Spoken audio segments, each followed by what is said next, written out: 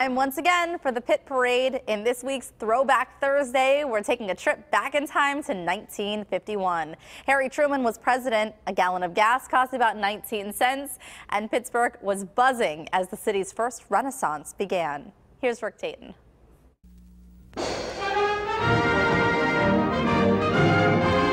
It's the Pitt Parade, the picture story of the Pittsburgh scene from the KDKA TV archives.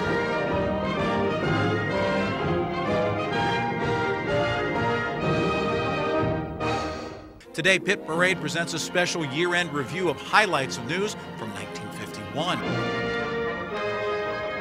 The year brought major progress in the Pittsburgh redevelopment program. We know it now as Renaissance 1, a plan that remade the skyline and brought in a surge of city pride. Historic spaces such as the Fort Pitt Blockhouse were retained, but other landmarks were torn down to make way for the future. The stars of the Renaissance, the Wrecking Ball. During 1951, it smashed more brick and mortar than any other period in Pittsburgh history. January 23rd, 1951, the first steel girder was put in place at the point, and the steel skeletons began to rise, transforming downtown into a booming, dynamic center. Jones and Laughlin Steel was spending $400 million to complete its mass new South Side furnaces. The new Alcoa building was topped off, and another building, the new Mellon U.S. Steel building, was finished. The Greater Pittsburgh Airport was also completed, giving Pittsburgh top rank in aviation.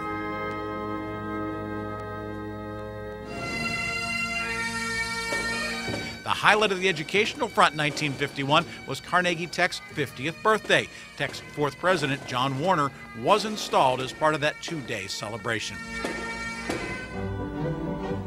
The outstanding sports highlight from 1951 happened in Forbes Field, where Jersey Joe Walcott toppled the heavyweight champion Ezzard Charles from his throne. The largest fight crowd in Pittsburgh history turned out to see that battle. Many famous visitors came to our city in 1951, among them Admiral Bull Halsey and Senator Joe McCarthy. In the field of sports, golfer Ben Hogan and Nancy Chaffee.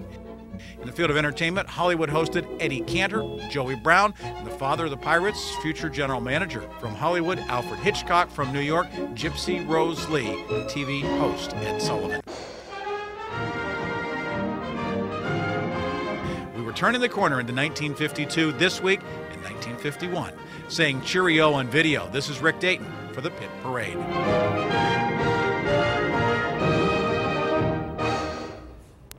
So many celebrities visiting Pittsburgh that week. Well, thanks, Rick. To learn more about Pittsburgh's history, join us next week as we take a trip back to 1950 when the late Mayor David L. Lawrence gave his inaugural speech.